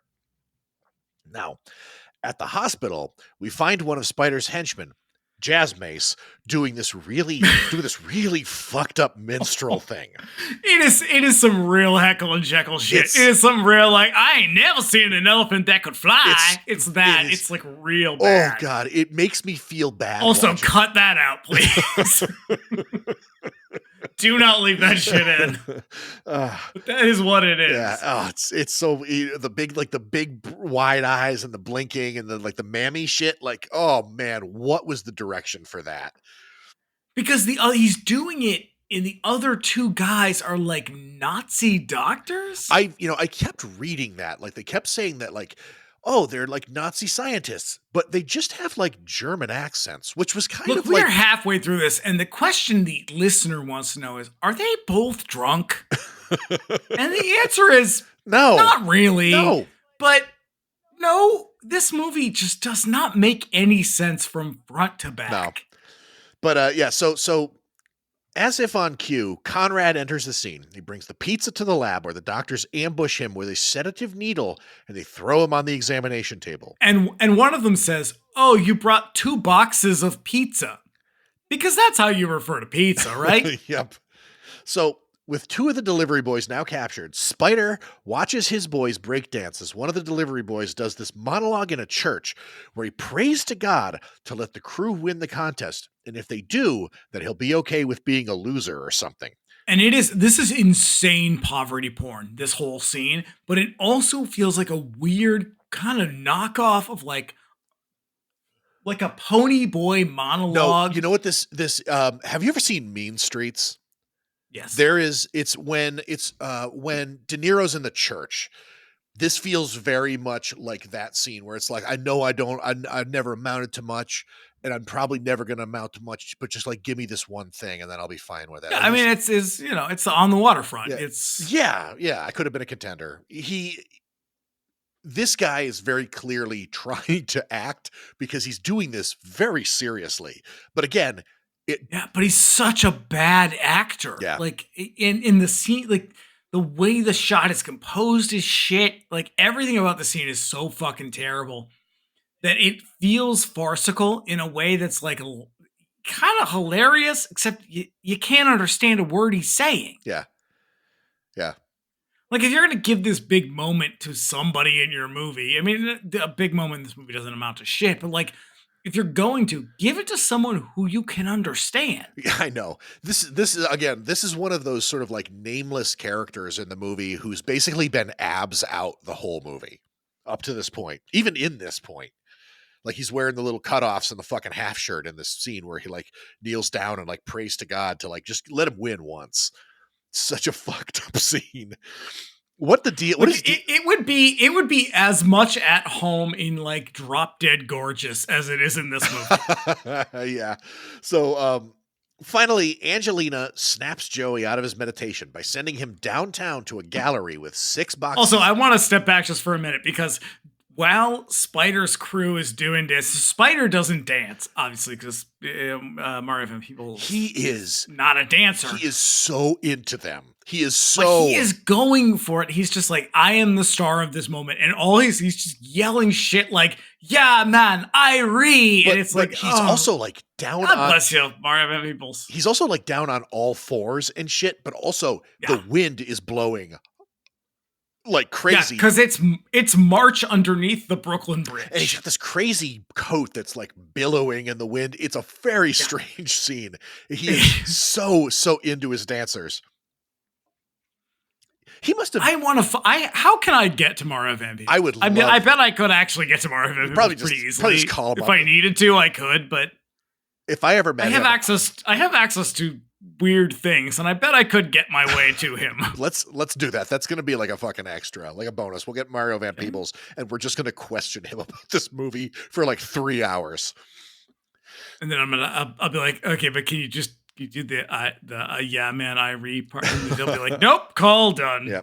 So Angelina gives Joey 6 pizzas to bring downtown to a gallery. So meanwhile, Max, because you're like, hey, can this shit get any more ridiculous? Yes, it can. It's gonna. So Max is basically trapped as a sex slave to this rich lady. Now he tries to leave, but she has a vicious dog in the house who, I quote, hates delivery boys. And what would her father, who is in the house, what would he think were he to see Max sneaking out of her room? Yeah, hey everybody, this is coded language. This is called coded language. Yep. So now at the hospital, 2 sexy nurses hook Conrad up to all the machinery and then proceed to perform a striptease to another one of Handler's schmaltzy tunes. It's not going to make any sense at all. Nope. I mean, no, but he's moved by musical theater. Yes, get it? I don't want to kink shame. Here's the thing. Call anybody. Hold that thought, because there's a whole bunch of other shit that happens before that. So now at the gallery, Joey finds the place stocked with plaster casts of real people. A bunch of them are real people, actually, and a crazy sculptor who's about to show it all off to. In a weird way that doesn't make a lot of sense. Like these didn't need to be real people. Right. This could have just been like real shitty plaster casts, because the actual plaster casts are shitty plaster casts. I suspect that they made those and realized how fucking long it takes to make even a shitty one, that they were like, no, we're just going to airbrush these actors and have them stand there. So, in this weird, like the kind of like Joey gets sort of shanghaied and conscripted into this like eyes wide shut party. So he finds it, and he's about basically this crazy ass sculptor with like goofy facial hair, like something stolen. Oh, you mean Gabe Kaplan? Yes, just stolen straight. Television's Gabe Cotter. Yeah, stolen. Wait a minute, that's not really him, is it? It's not, but it feels like a fucking Gabe Kaplan character. It does, yeah, it does. But he, so this is like a scene from like After Hours, like very clearly taken from After Hours. As I was watching this, I was like, this feels like they saw After Hours and then shot this. Yep. So yeah, I hope nothing bad happens to any of those statues. So everything is going fine. The sculptor goes to get the money to pay Joey, but everything's coming up Kaplan. Yep. So but while he's looking at the statues, Spider's other henchman, Wildman, pushes Joey into the sculpture, knocking it over and shattering it. Whatever will he do? So we're gonna have to wait a little while to find out. It's a conundrum, because we got to go back to the bridge where the rest of the delivery boys realize that the 3 of them are missing and nobody has heard from them. So Max, meanwhile, the whole timeline of this movie is strange. Yeah. So Max is now held up as a slave for the rich lady, who I think intends to have him fight some other dude to the death in the morning for her enjoyment.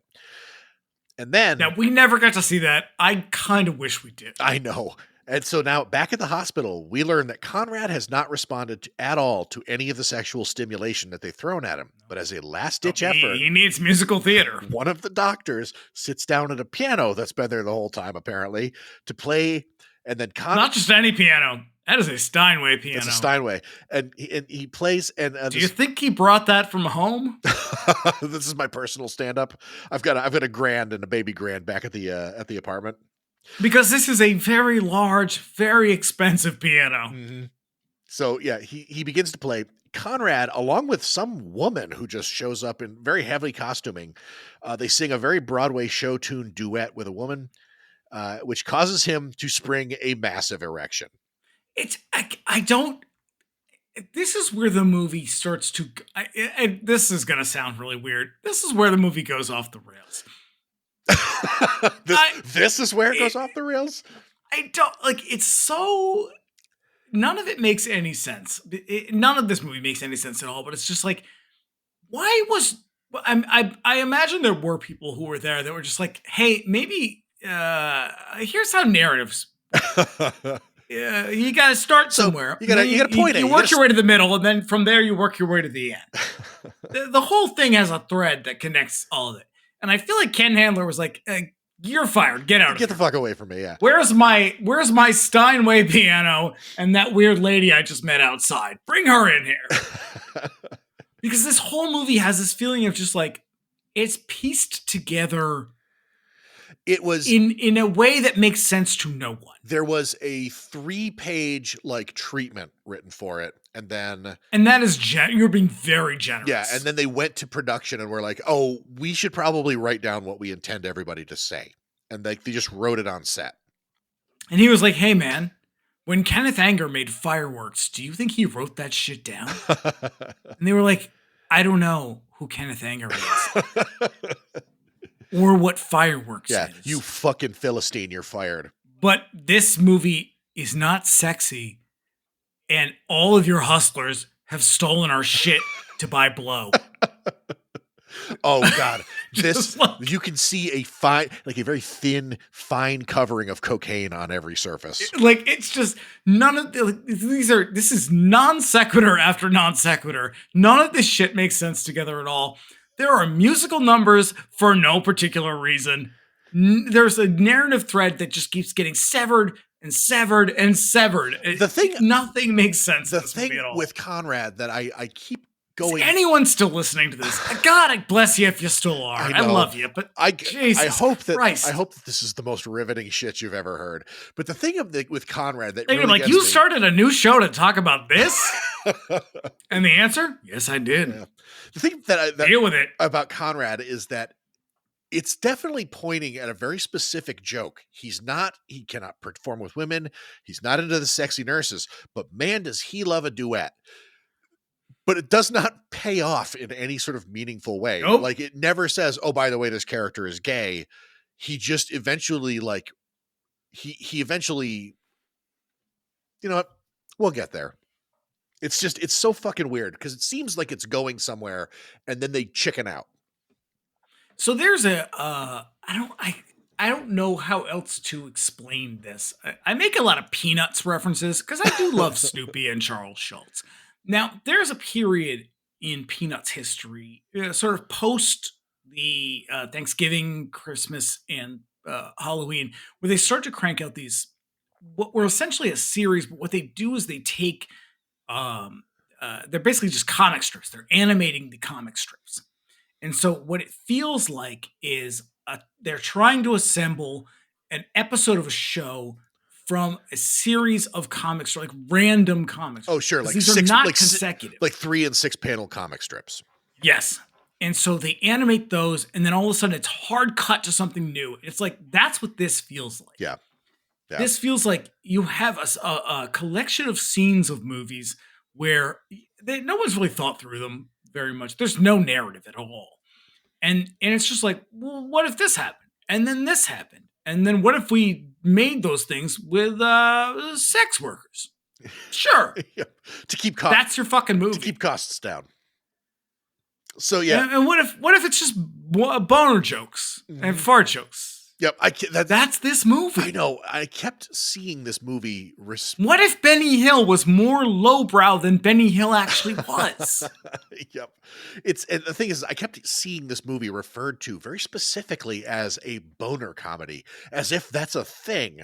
That, like, it is not. I've never heard that before, but like everybody who, and obviously we're like among like 5 people in the world who are talking about this movie, but the other 4 are called like, oh yeah, man. Seriously, everybody put this into the fucking search in Spotify and see what comes back. Yeah. So back at the Uptown Mansion, the rich lady's father and the vicious dog chase Tina, the housekeeper, up to her room, and we find out. Oh, Jesus, speaking of Benny Hill, and we find out that there's a hole from the hallway to her room cut into the wall at about waist level. It's a glorious hole, you might say.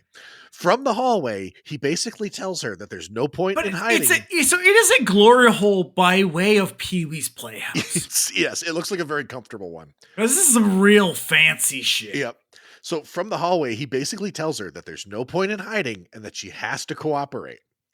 Nothing gross about that. Not at all. It's going to get worse. Meanwhile, Max plots his escape, but the rich lady hid his clothes. And you're like, which one is Max? Doesn't matter. Doesn't matter.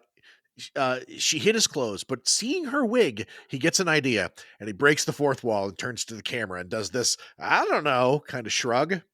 But so the woman, the kind of hot mom that he's having sex with, she also does this earlier on where she breaks the fourth wall, and you're just like, again, apropos of nothing, you're just like, I'm going to defy convention here in a way that doesn't make sense or matter. Yep. That's right. Oh, the failure to communicate bit. I fucking hate that. Anyways, so back at the glory hole, Rich Lady's dad sticks his dick through the glory hole, causing Tina to run out the window. Now, Max, dressed in the rich lady's clothes and wig, is caught by her father trying to escape. So, improvising, he explains that the agency sent her over to be the new maid, which her father is very happy about. So he shows her to Tina's... And he's doing it all in a very, like, kind of high-pitched voice that is so obviously not a woman. Yeah. Oh, God, yeah. And so he shows her up to Tina's room and points out the glory hole, which she keeps there because he likes to keep a deep and close ongoing relationship with the people who work for him, which is apparently what he told Timac when he offered him a role in this very movie. Timac, I read that as well. Timac is the guy who plays Bruce Leroy in The Last Dragon, by the way. So yeah, another moment of fucking Ken Handler just telling on himself. So Max... It's like, again, it's this weird, like, exploitation of poverty. It's like, it's so fucking gross and creepy. Like, the more, like, this movie is hilariously bad, but the more it goes on, you're just like, it's hilariously bad, but I also feel really bad about it. It's debauched in a way that's like, there is a class of people who really fucking behave this way. You know? Yeah, it's like reading Marquis de Sade, and you're like, I get it, but also I don't like it. Yeah. I'm surprised that this guy didn't just like throw a handful of bills at the floor and be like, "Pick this up, slave," you know, like that kind of shit. Yeah. Like, because that's really the. But he had also nailed them all down to the floor. Yeah. So. He had glued all the quarters to the floor and was just watching them try to pry them up. So now Max has this plan. He convinces the rich guy to go and get a can of whipped cream. And while he does, he goes off to do his thing, Tina climbs back in the window and Max explains that he's going to get the both of them out of there with this plan. So when the rich guy comes back, Max covers his dong, the rich guy's dick, in the whipped cream and then lets the vicious dog in, which... in the most 80s shit you've ever seen. Yeah. Which begins to happily lick the dude's dick. Now, rich guy handled, Max and Tina break out, and Max rides back down to the pizza place in drag while Scandal does some breakdancing in the church. So, back at the hospital, Conrad is all done being experimented on, but now he's got an even bigger problem, if you get my drift. He cannot lose the boner. And Max is having a whole bunch of misadventures trying to ride a bike in high heels. And the song too. Yeah, I believe, because he's riding a bike to a song. It's like, we're gonna make it. It's just like, we're gonna make it song, and it much like the We're the Delivery Boys, not the rap, but the other one, this sort of like Broadway stroll that they do. It's this like real brassy, a little bit bawdy. It's like it is from another era. Yeah, it feels very cabaret. And there's everything about, like, there are so many moments in this where I was just like, this shit feels like a 80s TV montage. Yes. Oh, shit. Yes. All of those songs have 80s, like, family sitcom theme sounds. Yeah. So now, down at the gallery, Angelina is there to see what became of Joey, who is now made up to look like one of the statues. And the stuffy art scene people discuss the statues like a bunch of assholes while Joey farts in their face. It's like my notes actually says a fart joke, an actual fart joke. And it's another one of those moments where the actress like spends like 5 minutes making a fucking face, but while looking directly down the barrel of the camera, like, am I right, guys? So like everybody enters this scene as though like they're acting as though they've never seen art before. Yeah. Or they've never seen statues before. Like one of them was like, well, what a remarkable ass. And I was like, well, not really, lady, but fine. Yeah. It's all very like, let's linger in the moment. Isn't it hilarious? No, it's not hilarious. It's gross and weird. Yeah. So yeah, now this is the thing: is this movie is jerking all over the place because now we're gonna go back to Conrad, who can't ride back to work because someone stole his bike, which he says out loud, attracting the attention of a local cop who wants to know what his deal is. And so now the boner is This is the first realistic moment of this movie. yeah, because the cop is real aggressive with him. Yeah. So the boner is now is now revealed when the cop is when the cop is distracted by an old lady who stole some guy's radio. Conrad again for no particular reason. It's supposed to be funny because the black guy is the one who was because he again is a pretty big stereotype. Yeah, it's the black guy is reporting that this old white lady stole his radio. When wouldn't it be the other way around, right, guys? Exactly. Yeah. Therein lies the joke, y'all. Yeah. So while this is all happening, John Hughes, eat your heart out. So Conrad runs away and catches the bus. During a bumpy bus ride back downtown, he rubs his junk against... He kind of fucks a lady? Yeah, he rubs his junk against a woman, maybe?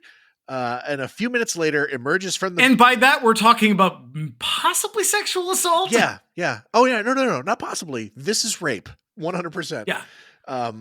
So, yeah, he rubs his junk against her. A few minutes later, emerges from the bus bonerless, having satisfied himself with sexual assault. Problem solved, everybody. Problem solved. Jesus Christ. I'm sorry I picked this movie. I'm sorry I thought it was funny. I already said I was high when I watched it the first time. I wasn't the second time. And then I realized what I had done. Yeah, but, man, we commit.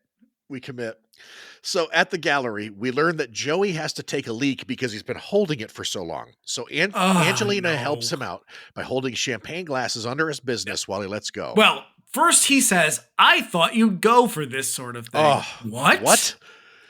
And then she says, well, this is fun, like milking a cow. See, okay, so... so that's how it works. Okay, Angelina, a couple questions. First of all, have you never seen how anyone urinates, including yourself?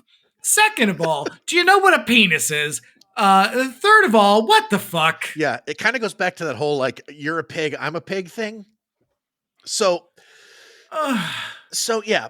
This is a man who has never touched a woman. Yeah, so now... Or come near one, or talked to them like a human being.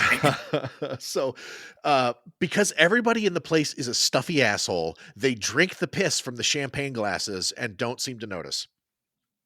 So now... Finally. Because isn't it funny? Yeah. So now finally. Oh, and also there's a whole thing now with Joey's mother. Like Spider calls her and is like, your son's in trouble at this gallery. You should probably go over there and help him. And she sees him bent over, doggy style, trying to hide from her. And then she spanks him and he runs away. And this is kind of how he gets to the big dance contest. So it's resolved in a really fucking strange way. Now, I feel, you know what would be better than this movie? A documentary about this movie. Because the thought process that takes us from A to B to C, it is so inobvious. But I'm just how did you get to this? How did you get us here? Yeah. How did we get to Gabe Cotter's art show? And now there's a possibly Italian stereotype spanking another kind of Italian stereotype. Yeah, there's certainly movies out there that are just so bizarre that I'm just I have got to know everything there is to know about this because I need to understand the mind that I will say I bought this Blu-ray because I wanted to see the interview on the disc. Was it illuminating? It was a man trying very hard to not say mean things. That's what it was. Oh, no. It was someone who was like, the man is deceased. Don't say anything rude. Yeah. So, as the dance contest finally... Was it worth $5? Yes, it was. Oh, is that all you paid for it? I think so. Okay. God bless Kino Lorber. I know. With your cheap-ass releases that you got from somewhere else. Those sales, man. Every now and then, I'm just oh, don't spend the money. Don't spend the money. You want to trick me? flash some cheap shit in my face. Wait. Did I just 5 minutes ago order a Bruce Lee box set because 25 minutes ago I said, hey, remember that Bruce Lee movie? Yeah, that's how my mind operates. That's why I own dumb shit. Yep. And have no money. So now, as the dance contest fires up, Spider is assured by his guys that the delivery boys are indisposed, while the sponsor of the event, a lame white guy investor of some sort. Oh, are you talking about Aaron Goldblatt? Yes, excited. An offensive Jewish stereotype who I feel like was maybe supposed to be played by Divine. Maybe because he does this not have a very like Divine's character, yeah. the male character he plays in Hairspray. In Hairspray, yeah. Or also in similar character in Crybaby. Yeah, yeah. So this is, because what he does is he very excitedly condescends to everybody in attendance about how breakdancing is going to solve all the ghetto problems. Yeah. My note just says jaw-dropping. Yes, it's very fucked up. It's so strange. Like even I was like clutching because at pearls. It is someone making a sort of cultural criticism in a moment where it's like, yeah, but you're also doing the same thing. Yep. Yeah. So now Max arrives at the contest and finds out that 2 more delivery boys are missing. So he talks to his brother, the drunk, who no longer dances, and he says, you got to dance. Oh, you mean Izzy? Who just can't do it because it's just too late for me. Yeah. It's just too late for me. I can't do it. You got to save Like, I don't even know who you are. You were in the movie one time earlier. Yeah. And there's no indication that he was ever a good dancer. We just have to kind of roll with it. So, the battle now commences. The delivery boys, down 2 men, hit the floor anyway, with Max still in drag. But the battle eventually turns into a fight. So... Ish? Kind of, yeah. Sexy dance fighting? It's guys who just can't keep their hands off each other. With Mario Van Peebles still doing some real racist shit. Oh, yeah. So, with not much... Because they keep cutting back to him, and he is... I'm not going to do it. I'm fighting my instinct. I'm not going to do it because it's offensive, but he's doing some real Mr. Wong shit. Yeah. And, yeah. So, God damn. With not much else to do, Izzy... I'm so sorry, everybody. I don't know how we got to this moment. Yeah, so, I mean, I do, but I wish I didn't. This is you're experiencing my moment when we were like 3/4 of the way through Elves, and I was like, "What the fuck have I done?" This was not a good idea. Yeah. So, Izzy now finally jumps on stage, proceeds to dance in a style that is definitely not breakdancing, but you just do it. No. You do what you do, I guess. Now, meanwhile, Conrad and Joey also show up and jump on stage and dance in a style that is also not fucking breakdancing, while Fast Action and one of the unnamed delivery boys grab Spider and dump him in a big pot of chili. Well, I didn't realize it was chili at first. I was like, are they dumping in, is this hot chocolate? Is this sludge? Right, but what is this? Then then all of a sudden he's like, "Oh, you can't put me in a chili, man." I hate and I was chili, just like, man. "Oh no, Yep. Oh chili, Yep. Oh goddamn." So now with that's terrible looking chili. It looks too. so fucking gross. It looks so gross. Like that's the problem. It looks here. like the chili's the problem. You know what it is? It looks like fucking food from You Can't Do That on Television. I wish it was. Yeah. I wish I was anywhere else. Well, you're in luck because we're almost done. So I have literally been talking for 4 hours. I don't have anything left in me. The Devil Dogs are now defeated. The delivery boys do a big show and are declared the winners for some reason. Now lifted up on the and scene. Yep, lifted up on the shoulders of the crowd. Izzy and Max drink it in. Freeze frame, fade to black, roll. And you think the movie's credits. over. Except it's not over. What, did I skip something? There is a song at the end of this movie. Oh, okay, because as soon as the credits rolled, I was like, I'm out of here. Fuck this. Oh, then you missed a bewildering close to an already bewildering film. Oh, no. Because there is a very long song. I noticed that because they sing. What, the delivery boys? Yes. Oh shit! Now But it's all of them sitting around a fire. See, now that's the thing is when I closed it out, I was like, there can't possibly be 10 minutes of credits for this movie. So there's like a Marvel credits post-credit scene. No, it doesn't go straight to the credits. So the movie. So what had clearly happened? So again, Larry Ravine. I'm going to say Ravine. I don't know his name, but Larry Ravine said basically with regard to this ending, he says, "I'm pretty sure they got to the end of the film and realized that it did not meet the minimum runtime. So he was like, either that or Ken Handler was drunk." Because there's no way to explain, and that is him saying that, not me. I'm funnier than him, obviously. But clearly, this is a thing that is just tacked on to the end because it is all of them, all of the people you've seen in this movie, as though they're not in character anymore. Not quite, anyway. Yeah. And they're all sitting around a fire on a beach or under the bridge. I don't really know. It doesn't matter. And they're singing a song. And is it Max? He's the sort of skinnier one. Mm-hmm. He sings a song, and it's like it's this big triumphant moment. It's a big triumph. I can't believe you missed it. It is. My jaw when I watched this movie was on the fucking floor because I was like, "What? What? Who is it? This can't be right." And he's basically narrating the trials and tribulations of all of them. Meanwhile, we've got a sort of montage scenes where the transparency is a little bit low. And so it's like they're kind of underneath this singing in the round moment. I don't know how to describe this. It is